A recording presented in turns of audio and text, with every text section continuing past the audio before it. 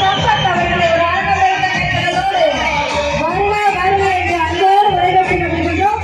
அவர்களை திறந்த கழக துணை பொதுச் செயலாளர் திரு ராஜ்கோபால் அவர்களை ஒரு ஆரம்பத்தை கேட்டதோடு வருக என்று அன்போடு வரவேற்கிறோம்.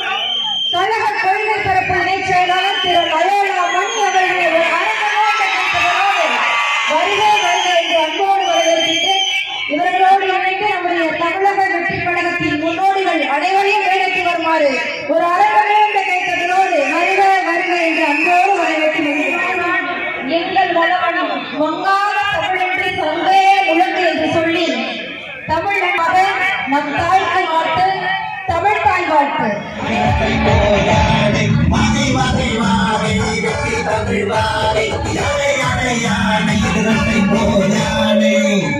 என் நெஞ்சில் குடியிருக்கும் தோழர்களே, பிறப்புக்கும் எல்லா உயிருக்கும் சொன்ன ஆதியோன் திருவள்ளுவருடைய வழியில நம்முடைய தமிழக வெற்றி கழகத்தின் கொள்கை தலைவர்களா பகுத்தறிவு பகலவன் தந்தை பெரியாரையும், பார்வோற்றும் பெருந்தலைவர் காமராஜரையும், அரசியல் சட்ட மாமேதை டாக்டர் அம்பேத்கரையும், வீர தமிழ் மங்கை வேதநாச்சியாரையும், மக்கள் சேவகர் அஞ்சலை அம்மாளையும் நம்முடைய அரசியல் வழிகாட்டிகளாக ஏற்று சாதி மத பாலின பாகுபாடு இல்லாத சமத்துவ சமுதாயத்தை உண்டாக்க மதச்சார்பற்ற சமூக நீதி கொள்கைகள், அதாவது செக்யூலர் சோசியல் ஜஸ்டிஸ் ஐடியாலஜிஸோட நம்ம தமிழக வெற்றி கழகத்தின் வழியா உங்களுக்காக உழைக்கணும்னு நான்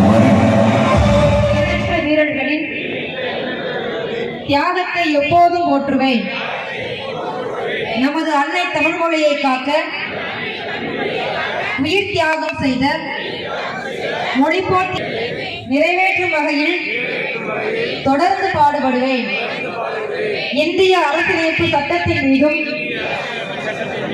இறையாண்மை மீதும் நம்பிக்கை வைத்து அனைவருடன் ஒற்றுமை, சகோதரத்துவம், மத நல்லிணக்கம், சமத்துவம் ஆகியவற்றை பேணி காக்கின்ற பொறுப்புள்ள தனி மனிதராக செயல்படுவேன்.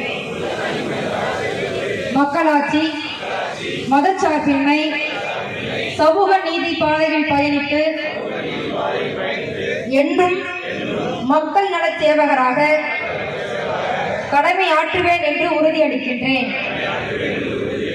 சாதி மனித தலைகளா அல்லது வங்கக்கடல் அலைகளா என்று சொல்லக்கூடிய வகையிலே, வியக்கக்கூடிய வகையிலே இன்றைக்கு இங்கே பொதுமக்களையும் தொண்டர்களையும் தோழர்களையும் பொறுப்பாளர்களையும் திரட்டி இருக்கிற விளைவுமிக்க மாவட்ட செயலாளராக இருக்கக்கூடிய நம்முடைய மத்திய மாவட்டத்தினுடைய செயலாளர்களை பாராட்டி முதலில் வாழ்த்துகிறேன்.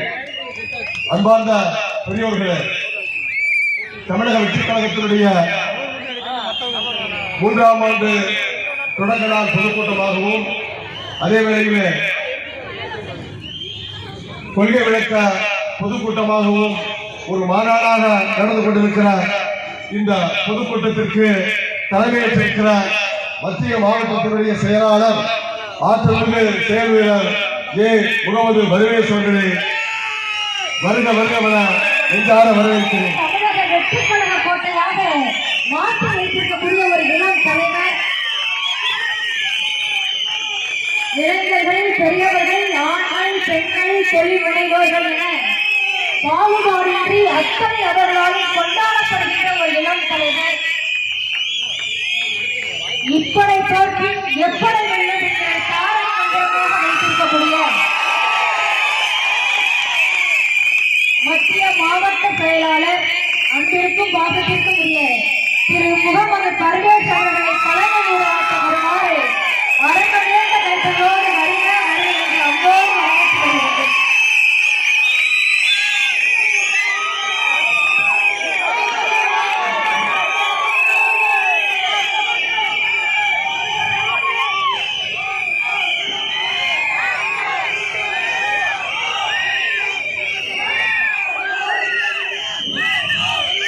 என்ன புதுக்கோட்டையா இல்ல தளபதியோட கோட்டையா? மாநகர செயலாளர் ரமேஷ் சொன்ன மாதிரி 10 நாள்ல இது நம்ம ரெடி பண்ணல, வெறும் 3 நாள் தான் இந்த விழாவை நம்ம ரெடி பண்றோம். அலைக்கடல் என புதுக்கோட்டை இன்னைக்கு புதுக்கோட்டையில இருக்க அனைத்து கட்சி நிர்வாகிகளும் நம்ம லைவையும் அங்கங்க அந்த ஓரமா இருக்கிற டீ கடையிலையும் நின்று அனைத்து கட்சி ஆளுகளும் பார்க்கக்கூடிய ஒரு மாபெரும் கொள்கை விளக்க பொதுக்கூட்டம் என்றால் அது தமிழக வெற்றி கழகத்தின் பொதுக்கூட்டம் என்பதை இந்த தருணத்தில் தெரிவித்துக் கொள்வதோடு இந்த மேடையில் அமர்ந்திருக்கும் எனது பாசத்திற்குரிய எனது தந்தையின் மாப்பிள்ளை என்று அழைக்கக்கூடிய எனது அன்பு மாமா நாஜில் சம்பத் அவர்களையும் எனது பாசத்துக்குரிய அருமை சகோதரர் ராஜ்பவன் துணை பொதுச் செயலாளர் அவர்களையும் என்னை போல் உங்களை போல் தமிழ்நாட்டில் உள்ள அனைத்து மாவட்டத்திலையும் சுழன்று வரும் அருமை சகோதரர் லயலா மணி அவர்களையும் மேடையில் வீட்டிருக்கும் அனைத்து நிர்வாகிகளுக்கும் நான் முதற்கண் நன்றியையும் வணக்கத்தையும் தெரிவித்துக் கொள்கின்றேன். வேலுநாச்சியார் போல் அமர்ந்திருக்கும் நம் சிங்க பெண்களுக்கும் வணக்கத்தை தெரிவித்துக் கொள்கின்றேன்.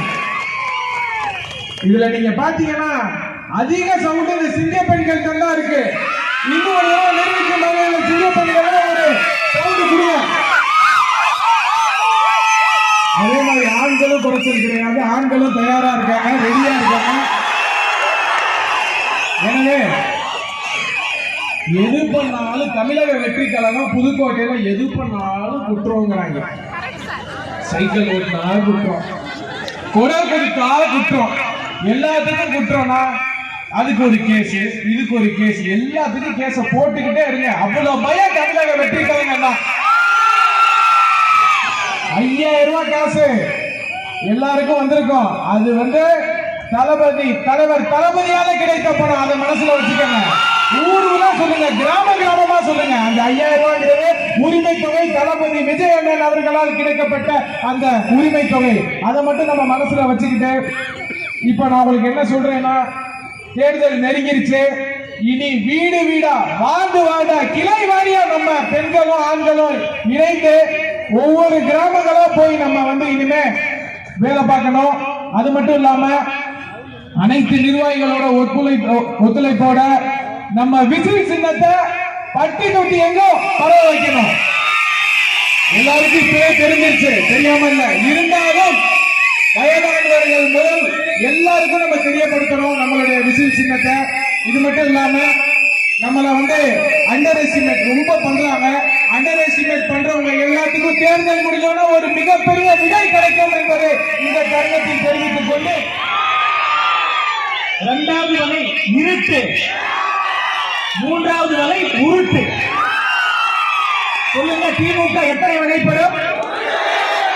இந்த கூட்டத்தில் நிறைய திமுக கட்சியை சார்ந்தவர்கள் வந்திருப்பாங்க. ஸ்லீப்பர்ஸ் எல்லாம் ஆங்காங்கே நின்று நம்மளுடைய நிகழ்வை பார்த்து கொண்டிருப்பாங்க. ஆனா பர்வேஷ் அவர்கள் எனக்கு ஒரு கடுமையான ஒரு கோபம். அண்ணா, ஒரு பொதுக்கூட்டம் இருக்கு வாங்க அப்படின்னாரு. வந்து பார்த்தாலும் தெரிஞ்சு பொதுக்கூட்டம் கிடையாது, மாநாடு என்று. மாநாடு போது கூட்டம். அதனால இங்கே மறைவாக நின்று வேடிக்கை பார்த்து கொண்டிருக்க திமுக கட்சியை சார்ந்தவர்கள் நீங்க சொல்லுங்க. திமுக 3 வகைப்படும். சொல்லுமா, ஒரு வகை, 2வது வகை, 3வது வகை. திருட்டு, இருட்டு, உருட்டு. எடுத்துக் கொண்டிருக்கின்ற, தமிழ்நாட்டை ஏமாற்றிக் கொண்டிருக்கின்ற திமுக என்கின்ற தீய சக்தியை வீழ்த்துவதற்காக மக்கள் எல்லோரும் தன்னியல்பாக கூடியிருக்கின்ற மக்கள் கூட்டம். தலைவர் திமுகவை தீய சக்தி சொல்றாங்க. சும்மா சொல்ல தீய சக்தி. மக்களுக்கு தீமை செய்ததால், மக்களுக்கு பொய்யை சொன்னதால், மக்களை ஏமாற்றியதால் தீய சக்தி சொல்றாரு. இப்ப நம்ம யாராவது ஒருத்தர் ஏமாற்றி என்ன சொல்லுவோம்? தப்பு பண்ணிட்டாம்பா, ஏமாற்றிட்டாம்பா. இப்ப ஏமாற்றுறவங்கள திருடர் அப்படின்னு நம்ம சொல்லுவோம். அப்ப திமுக என்பது திராவிட முன்னேற்ற கழகம் கிடையாது, திருடர்கள் முன்னேற்ற கழகம். 75 ஆண்டுகளாக தமிழ்நாட்டு மக்களை சுரண்டி, தமிழ்நாட்டுடைய வரிப்பணத்தை சுரண்டி, தமிழ்நாட்டு குடும்பம் நல்லா இல்ல, கோபாலபுரம் என்கிற ஒற்றை குடும்பம் மட்டும்தான் நல்லா இருக்கு. கண்பெண்டு தனிப்பிள்ளை வீடு சம்பாத்தியம் இவையுண்டு தானுண்டு என்று வாழ்பவன் சிறு கடுகு போல் உள்ளம் கொண்டவன். நான் கடுகு போல் உள்ளம் கொண்டவன் கிடையாது, கடல் போல் உள்ளம் கொண்டவன் என்று தமிழ்நாட்டை மீட்பதற்காக வந்திருக்கின்ற மாவீரர்